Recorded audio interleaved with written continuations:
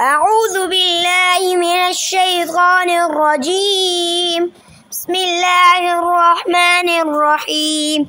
الرحمن علم القرآن خلق الإنسان علمه البيان.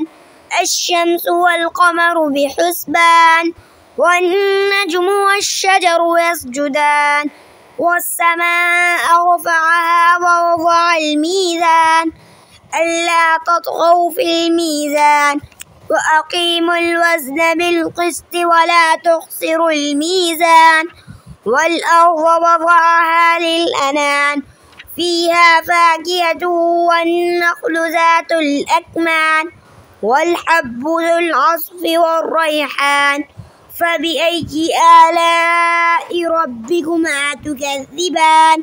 خلق الإنسان من صلصال كالفخار وخلق الجان من مارج من نار فبأي آلاء ربكما تكذبان رب المشرقين ورب المغربين فبأي آلاء ربكما تكذبان مرج البحرين يلتقيان بينهما برزخ لا يبغيان فبأي آلاء ربكما تكذبان يخرج منهما اللؤلؤ المرجان فبأي آلاء ربكما تكذبان وله الجوار المنشآت في البحر كالأعلام فبأي آلاء ربكما تكذبان كل من عليها فان ويبقى وجه ربك ذو الجلال والإكرام فبأي آلاء ربكما تكذبان يسأله من في السماوات والأرض كل يوم هو في شأن فبأي آلاء ربكما تكذبان سنفرغ لكم أيها الثقلان فبأي آلاء ربكما تكذبان يا معشر الجن والإنس إن استطعتم أن تنفذوا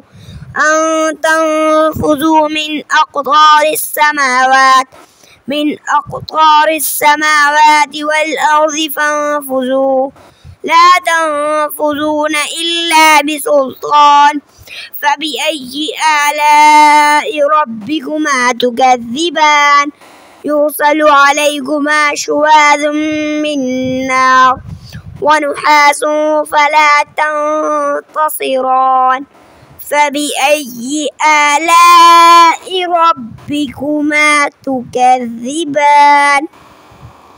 فإذا انشقت السماء فكانت وردة كالدهان فبأي آلاء ربكما تكذبان فيومئذ لا يسأل عن ذنبه إنس ولا جان فبأي آلاء ربكما تكذبان يعرف المجرمون بسيماهم فيؤخذ بالنواصي والأقدام فبأي آلاء ربكما تكذبان هذه جهنم التي يكذب بها المجرمون يطوفون بينها وبين حميم آن فبأي آلاء ربكما تكذبان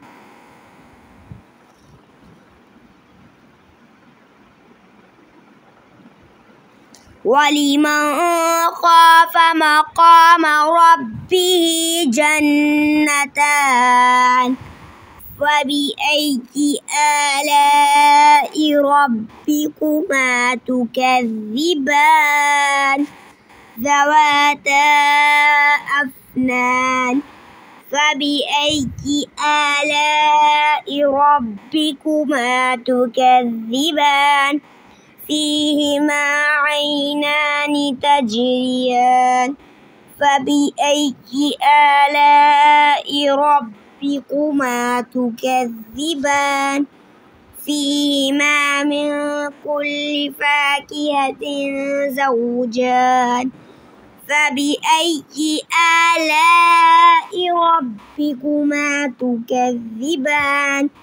متكئين على فرش بطائنها من استبرق وجنى الجنتين دان فبأي آلاء ربكما تكذبان فيهن قاصرات الطرف لم يطمثهن إنس قبلهم ولا جان فبأي آلاء ربكما تكذبان كأنهن الياقوت والمرجان فبأي آلاء ربكما تكذبان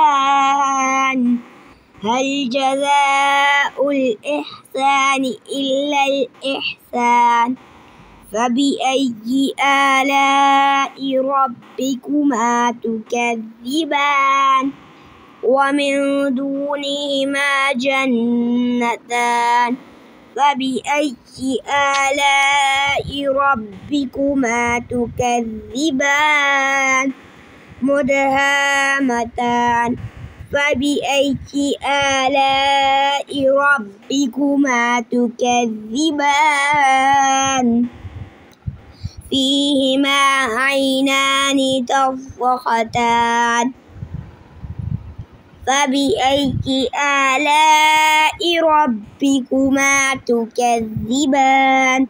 فيهما فاكهة والنخل والرمان فبأي آلاء ربكما تكذبان فيهن خيرات حسان فبأي آلاء ربكما تكذبان حور مقصورة في الخيام فبأي آلاء ربكما تكذبان لم يطمثهن إنس قبلهم ولا جان فبأي آلاء ربكما تكذبان متكئين على رفرف خضر وعبقري حسان فبأي آلاء ربكما تكذبان تبارك اسم ربك ذي الجلال والإكرام.